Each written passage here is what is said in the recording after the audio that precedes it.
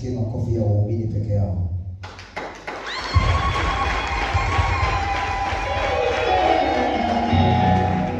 Haleluya. Bwana Yesu asifiwe. Tuwakaribishe katika neno la Mungu leo ambalo ndio chakula cha uzima na ndicho kimetufanya tukusanyike hapa, si vinginevyo, ambalo wazo kuu ni upendo wa Mungu kati yetu. Sema upendo wa Mungu kati yetu. Bwana asifiwe. Katika mambo haya, katika somo hili tutajifunza mambo matatu. Jambo la kwanza, lazima ujue kuwa Mungu alikupenda kwanza. Na jambo la pili, nasi tuonyeshe upendo wetu kwa Mungu.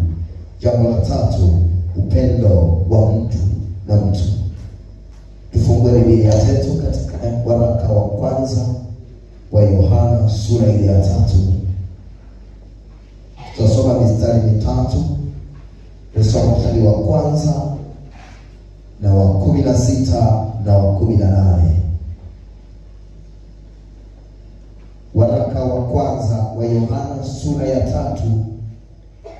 Tutasoma aya ya kwanza, aya ya 16 na aya ya 18. Waraka wa kwanza wa Yohana sura ya 3. Tutasoma aya ya kwanza, aya ya 16 na aya ya 18. Bwana Yesu asifiwe sana. Niombe watu watatu tofauti wanisomee mistari hii. Ndio. Tazameni. Ndio. Ni pendo la namna gani alilotupa Baba. Tazameni ni pendo la namna gani alilotupa Baba. Kwamba tuitwe wana wa Mungu. Kwamba tuitwe wana wa Mungu. Na ndivyo tulivyo. Na ndivyo tulivyo. Kwa sababu hii ulimwengu haututambui. Ndio. Kwa kuwa haukumtambua yeye. Ndio, asante. Naomba aliyeandaa mstari huu wa 16. Katika hili tumelifahamu pendo, kwa kuwa yeye aliotoa uhai wake kwa ajili yetu. Imetupasa na sisi kutoa uhai wetu kwa ajili ya hao ndugu. Aliona mstari wa 18. Neno la Mungu linasemaje? Watoto wadogo tusipende kwa neno wala kwa ulimi, bali kwa tendo na kweli. Pigie Yesu makofi. Bwana Yesu asifiwe sana. Haya ni maneno ya mwandishi Yohana, mwanafunzi wa Yesu. Anasema, tazameni ni pendo la namna gani alilotupa Baba, kwamba tuitwe wana wa Mungu, na ndivyo tulivyo. Kwa sababu hii ulimwengu haututambui, kwa kuwa hakumtambua yeye. Waimbaji wamesema wimbo huu wa pili kwamba vile nilivyo ni upendo wa Mungu. Unavyoona napendeza, ni Bwana amenipendezesha. Maana yake naye anasema, tazameni ni pendo la namna gani aliyotupa Baba. Ukisoma katika Injili ya Yohana sura ile ya 3:16 anasema, kwa maana jinsi hii Mungu alimpenda ulimwengu hata akamtoa mwana wake wa pekee, ili kila mtu aminiye asipotee, bali awe na uzima. Ukisoma mahali pengine Injili anasema tena awe nao tele. Yaani maana yake uwe na uzima lakini uwe nao tele. Maana yake unakuwa nao lakini unakuwa na uzima usiokwisha, uzima usioendelea. Maana yake yule aliyo katika Kristo Yesu, maana yake unakuwa na uzima duniani lakini unakuwa na uzima unaoendelea. Haleluya. Bwana Yesu asifiwe sana. Ndio tafasiri inayosema uwe nao tele. Maana yake uwe nao usioisha. Kitu tele maana yake ni kitu kimejaa lakini bado hakipungui. Kwa maana yake tunapotazama pendo la namna hii aliyotupa Baba, kwa kujitoa kwake akatupenda kwanza, na ndipo akaamua kujitoa sadaka kwa ajili yetu, na akatuokoa, akatuleta katika upendo wa mwana wake, ili tuwe nao uzima, lakini sio uzima tu, tuwe nao tele. Haleluya. Ukisoma maandiko yanasema hata ukifa ndani ya Yesu unaishi tena.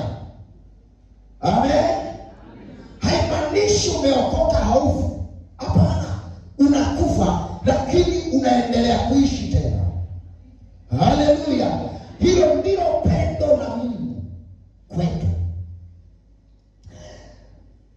Na nasema katika hili tumelifahamu pendo, kwa kuwa yeye alitoa uhai wake kwa ajili yetu. Lakini 18 anasema watoto wadogo tusipende kwa neno wala kwa ulimi, bali kwa tendo na kweli. Jambo la kwanza nililosema katika yale mambo matatu ni lazima ujue kuwa Mungu alikupenda kwanza. Bwana Yesu asifiwe sana. Bwana asifiwe. Huyu Mungu alikupenda sawa, ametuokoa ndio, lakini swali, je, unaelewa huo upendo? Unajua kama ulipendwa? Unajua kama wewe umekuwa Mkristo kwa sababu Bwana alitaka uwe Mkristo? Unaelewa wewe ni mwimbaji kwa sababu Bwana ametaka uwe mwimbaji? Unaelewa? Unajua kuna mtu ambaye yuko kanisani haelewi kama yuko kanisani kwa sababu ya upendo wa Mungu. Amen. Bwana Yesu asifiwe sana. Sijajua kama unanielewa. Kuna mtu ni Mkristo amebatizwa na ameokoka, lakini hajui kama ameokoka kwa sababu ya upendo wa Mungu. Na kuna watu wanahisi kwa sababu ya nguvu zao, kwa sababu ni wazuri, kwa sababu wanatoa sadaka, ndio maana wameitwa Kristo. Haleluya. Bwana Yesu asifiwe. Hatuitwi wa Kristo kwa sababu tunatoa sadaka kanisani. Hatuitwi wa Kristo kwa sababu sisi ni wazee wa kanisa. Hatuitwi wa Kristo kwa sababu sisi ni waimbaji. Hatuitwi wa Kristo kwa sababu za aina yoyote. Ni kwa sababu ya upendo wa Mungu aliyetupenda kwa sisi. Akajitoa msalabani kwa ajili yetu, kuwa sadaka kamili ya ukombozi. Haleluya. Bwana asifiwe sana. Huwezi ukanielewa, lazima nitumie maandiko ndipo utaelewa ninachokizungumza. Fungua kitabu cha Kumbukumbu la Torati sura ile ya 7.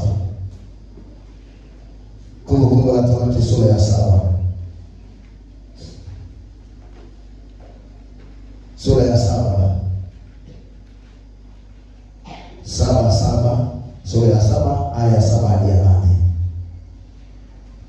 Biblia inasema Bwana hakuwapenda ninyi wala hakuwachagua ninyi kwa sababu mlikuwa wengi kuliko mataifa yote, maana mlikuwa wachache kuliko watu wote, bali kwa sababu Bwana anawapenda na kwa sababu alitaka kutimiza uwapo wake aliyowapia baba zenu, ndiyo sababu Bwana aliwatoa kwa mkono wa nguvu, akawakomboa katika nyumba ya utumwa, katika mkono wa Farao mfalme wa Misri. Haya ni maneno ya Mungu anawaambia wana wa Israeli kwamba niliwachagua ninyi sio kwa sababu mlikuwa wengi, niliwapenda sio kwa sababu mlikuwa wazuri kuliko wengine, ila Mungu aliamua kuangalia agano lake ambalo aliagana na kina Ibrahimu, Isaka na Yakobo. Akalikumbuka kiapo alichokiapa kwamba kizazi chako sitakisahau. Bwana Yesu asifiwe sana. Haleluya. Bwana asifiwe.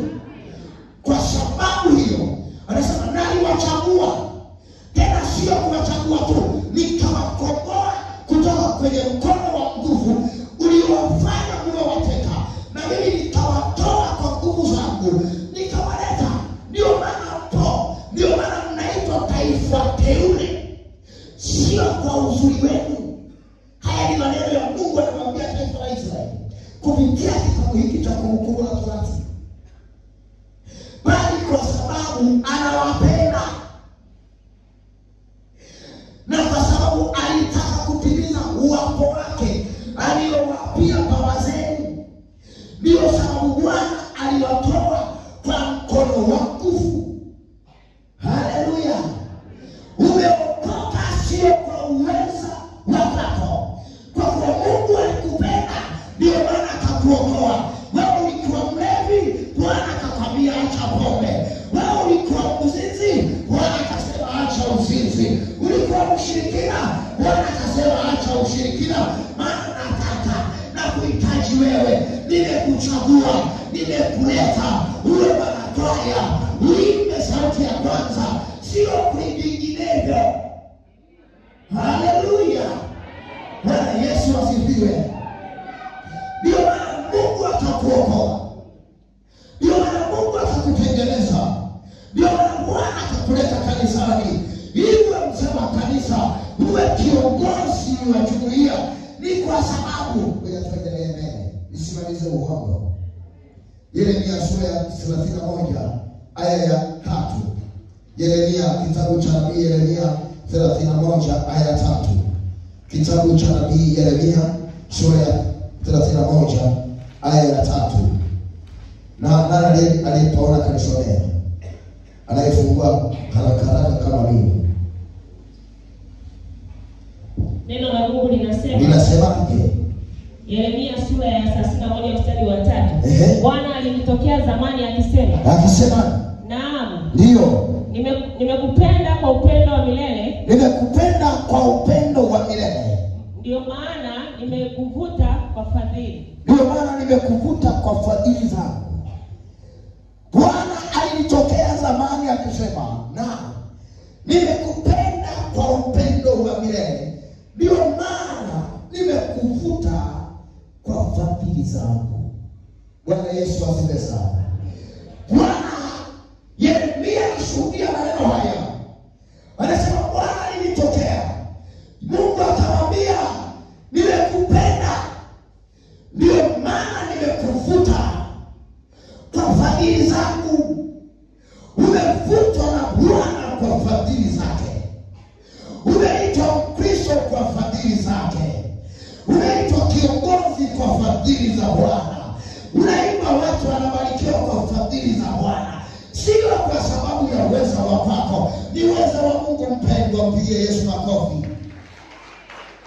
Sasa nashangaa. Wengine kwa tunasema kumpigia Yesu makofi mpaka napiga kihamu. Sio napiga kihamu, wengine sio wapo wanaelewa. Bwana Yesu asifiwe sana. Haleluya wa Kristo. Mpigie Yesu makofi na huyo aliyekupenda huyo Bwana. Aliyekuvuta kwa fadhili zake. Akakuita Mkristo, wewe uliyekuwa mpagani, wewe ambaye ulikuwa na majina mabaya, yamkini familia yako ilikuwa na majina ya kiganga kienyeji. Bwana akakuita, leo unaitwa Mkristo. Bwana hakuna mzimu kwenu unayekukamata. Kwa nini Yesu alikufadhili? Pige Bwana makofi. Wale wanaoelewa leo hapa. Haleluya. Na sijajua kama umependwa. Sijajua kama unajua Yesu anakupenda. Sijajua. Efeso sura ya 1 aya 4. Utasoma kwa wakati wako. Waraka wa Paulo kwa Efeso aya ya 4. Aya ya 1 mstari wa 4 nasema, kama vile alivyotuchagua katika yeye kabla ya kuweka misingi ya ulimwengu, ili tuwe watakatifu, watu wasio na hatia mbele zake katika pendo. Mungu amekuita kwa upendo wake. Sio uje ukae tu kanisani. Bana, Mungu amekuita kwa sababu uwe mtakatifu. Utumikie, ufanye kazi yake. Kila anachokuagiza utende. Anasema kama vile Bwana Baba, kama vile alivyotuchagua katika yeye kabla ya kuweka misingi ya ulimwengu, ili tuwe watakatifu. Ulichaguliwa. Mungu alikujua hata wakati hujatungwa mimba. Bwana akasema atakayezaliwa huyu, mtoto huyu wa 6, mtoto huyu wa 5, mtoto huyu wa 10, mtoto huyu wa 8, huyu mtoto wa kwanza, huyu atakuwa mtu wa kwangu, atakuwa mali ya kwangu. Wala shetani, wala mapepo, wala mizimu haitasimama kwake. Akakutunza wakati mama yako anabeba mimba, anatembea na jihadhari kwa sababu amebeba kitu cha Bwana. Bwana Yesu asifiwe sana. Jiulize ni wangapi kwenye familia yako wamekufa wewe ukatoka salama? Mama yako ameporomosha mimba mara ngapi? Bwana Yesu asifiwe sana. Mara ngapi wamekufa ndugu zako wewe kama? Kwa nini? Kwa sababu Bwana amekuweka ili uwe mtumishi na mwaminifu katika pendo lake. Jambo la pili, nasi tuonyeshe upendo wetu kwa Mungu. Bwana Yesu asifiwe sana. Mungu ametupenda na sisi tuonyeshe upendo. Sikiliza, wakati huu nyakati hizi Wakristo wamefika mahali upendo kwa Mungu umekwisha. Sasa hapo unaniuliza maswali. Kuna mtu anajiuliza maswali. Upendo wa Mungu umekwisha. Ili ujue umekwisha, upime moyo wako. Wakati unaokoka, ulikuwa unapenda Mungu kiasi gani? Leo Bwana unampenda Mungu kiasi gani? Unaweza kwenye mzani upendo wako kwa Mungu ulivyokuwa unapenda awali. Ulikuwa uachi kuimba kwaya, ulikuwa uachi kuhudhuria vipindi katika wiki, ulikuwa uachi kwenda kwenye shughuli. Leo una sababu nyingi. Nikienda kwenye jumuiya, biashara zangu zitakwama. Nikienda kwenye jumuiya, mara watoto wangu wanachelewa kwenda shule. Hivi Mungu amefanya makosa kukupa watoto wanakwenda shule? Mungu amekufanya makosa kukupa biashara? Mungu amefanya makosa kukupa mkamtaji? Kwa afadhali angekunyang'anya kamtaji kabaki kamabudu yeye. Bwana upendo umepungua. Bwana tunaabudu kwa kujisikia, na sisi tuonyeshe upendo wetu kwa Mungu. Mungu ametupenda na sisi tuonyeshe tunampenda. Bwana Yesu asifiwe. Haleluya. Tuonyeshe upendo tulio nao kwa Bwana. Kwamba ni kweli Bwana amekupenda, umetuokoa, na sisi tumeonyesha upendo wetu kwako kwa kujitoa muda wetu kwa mabudu, kwa kujitoa mali zetu tukatoa sadaka, kwa kujitoa mali zetu tukajenga kanisa, kwa kujitoa. Yeye anaonyesha vile Bwana anavyopenda. Ndio anasema wapenzi, tusipende kwa neno wala kwa ulimi, tunaona vitendo vya upendo. Wale wanaelewa mtu wangu nakupenda, alafu akisema nipe matumizi na angalia nyuma, haiwezekani. Ndio upendo. Bwana Yesu asifiwe sana. Haleluya. Bwana asifiwe. Kuna wababa mnapenda kwa maneno. Tupende kwa vitendo. Ukimwambia mwanamke nakupenda, jioni unapigiwa simu, gesi imeisha. Tena wana majina mazuri. Utasikia na kuita hali. Ukisikia wewe umeitwa hali, kinachofuata hiyo. Maana nataka uonyeshe kile unachokitamka. Na mara nyingi huwa tunasema maneno mazuri sana kwa wamama, na kupenda kuliko wote.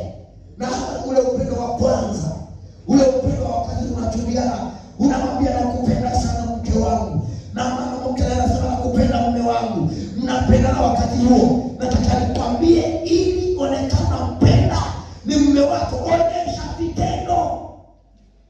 Tusipende kwa maneno wala kwa kudanganya kwa ulimi. Unajua sisi tumekuwa wataalamu wa ulimi, maneno. Watanzania siasa mpaka kwenye ndoa, mpaka kwa Mungu siasa, mpaka kwa Mungu maneno. Sio maneno kwa Bwana, ili tuonyeshe upendo.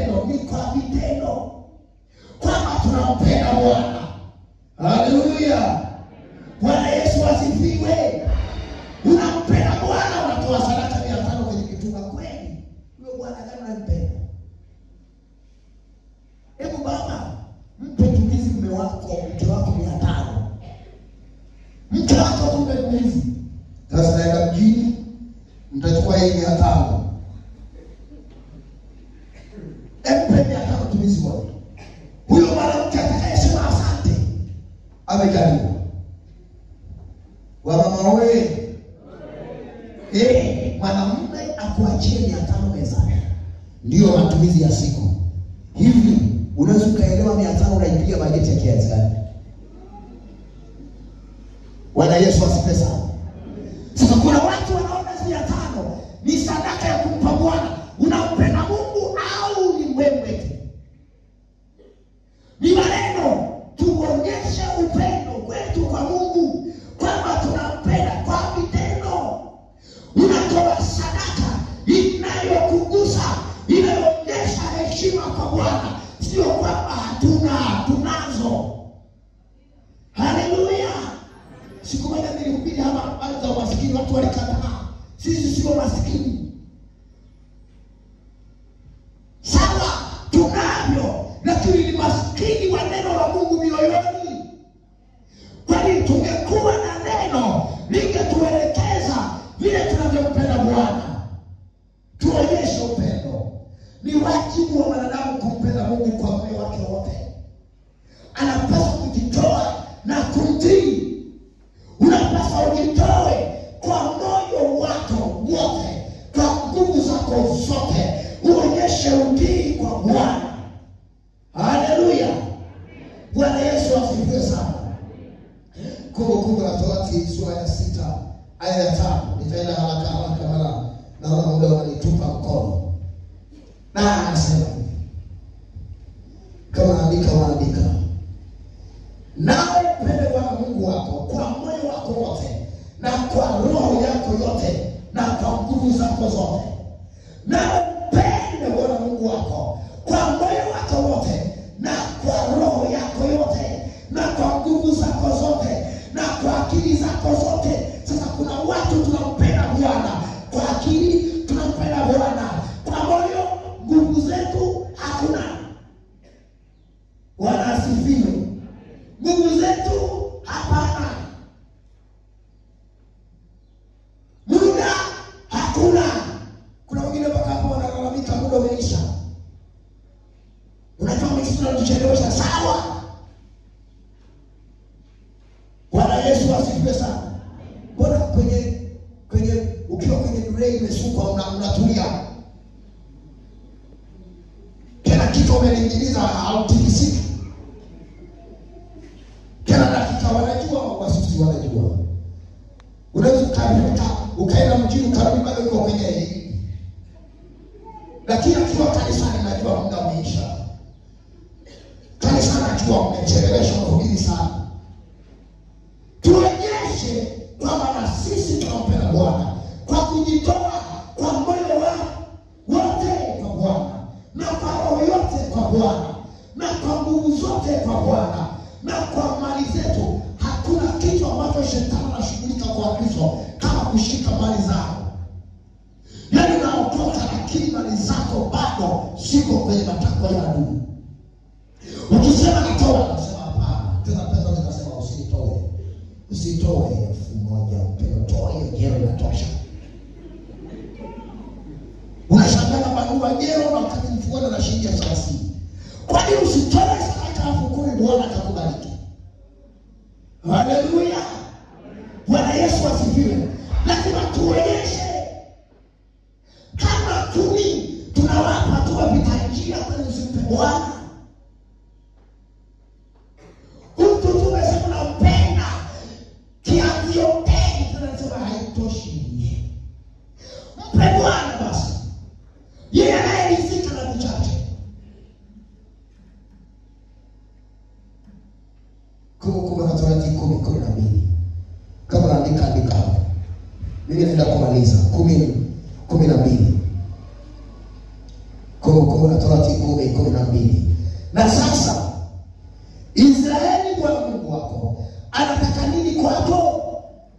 Ili umche Bwana Mungu wako na kwenda katika njia zake zote, na kumpenda na kumtumikia Bwana Mungu wako kwa moyo wako wote na kwa roho zako zote. Bwana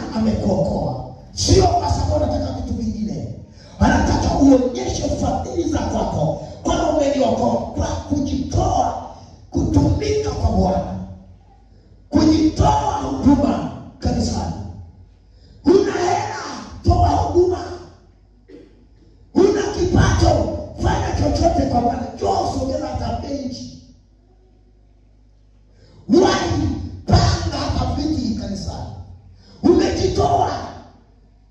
Lakini bado pesa hatuna, kila kitu hatuna, muda hatuna. Sasa kama huna muda, yani kwenye vipindi hamji na sadaka jero kwa 1,000, kwa nini kama unafanya kazi Jumatatu mpaka Jumapili tuone hata teni kwenye kipunga?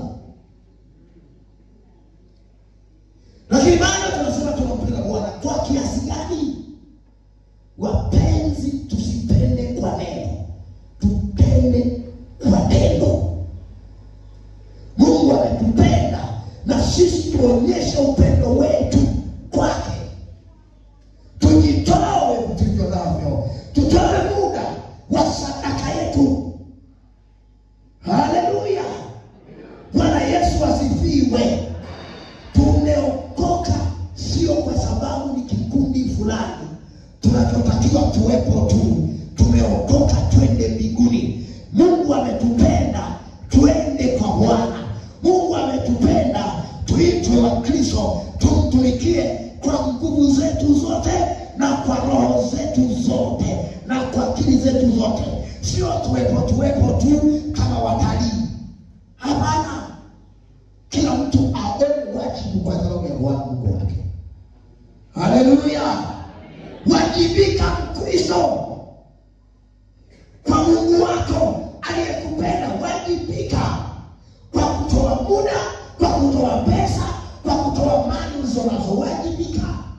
Sasa wengine hatuwajibiki. Tuwapigie makofi waimbaji.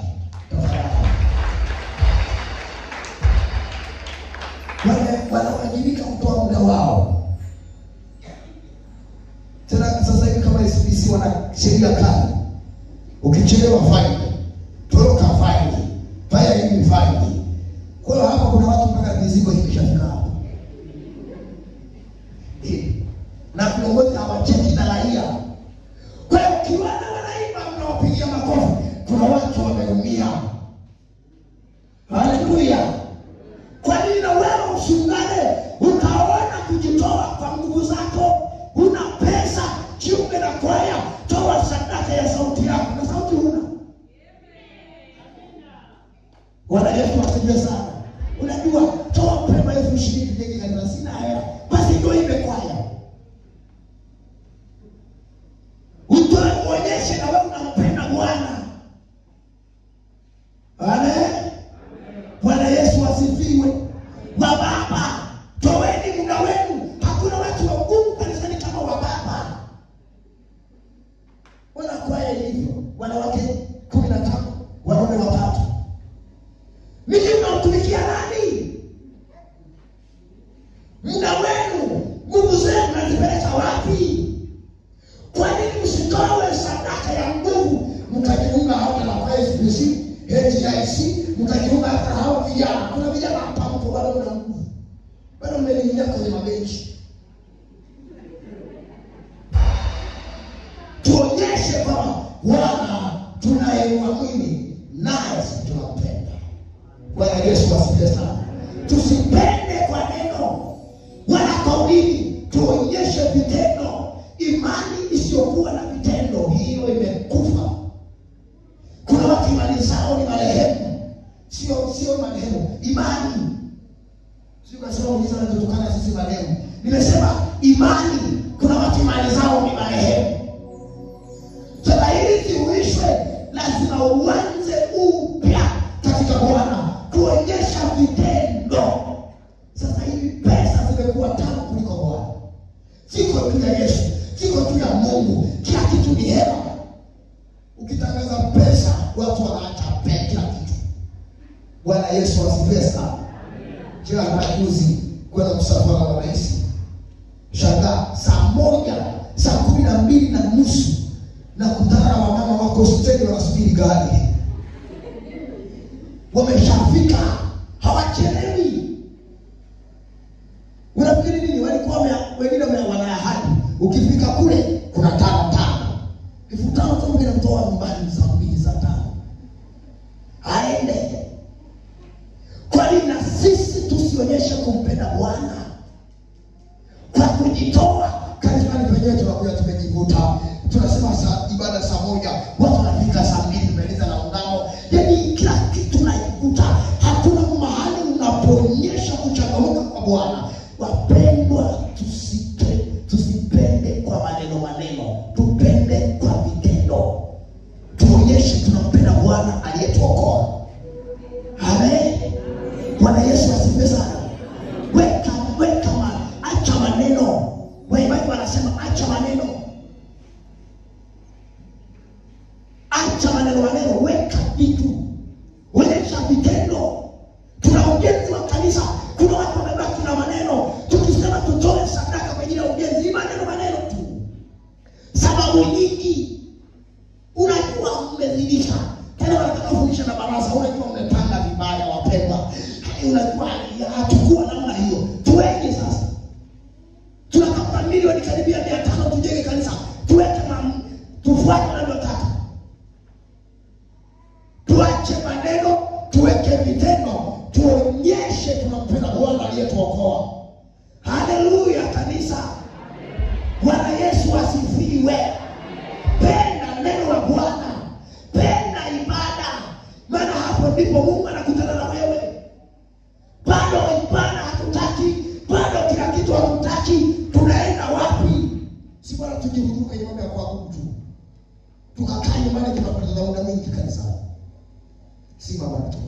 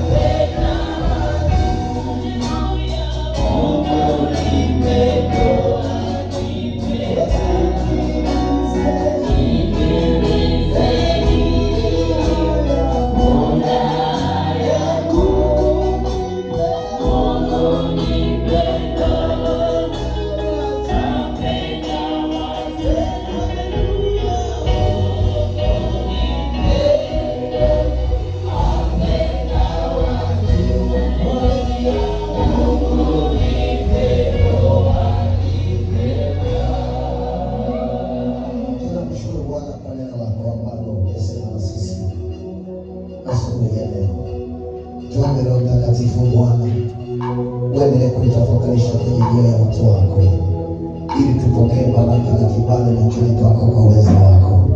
Asante kwa kuwa wewe ni Mungu pekee mwenye uwezo na mamlaka. Tunakusihi Bwana, tunapoendelea kwa Mungu, neno hili liwe uweza na nguvu katika maisha ya dunia yako, kwa jina la Baba na Mwana na Roho Mtakatifu.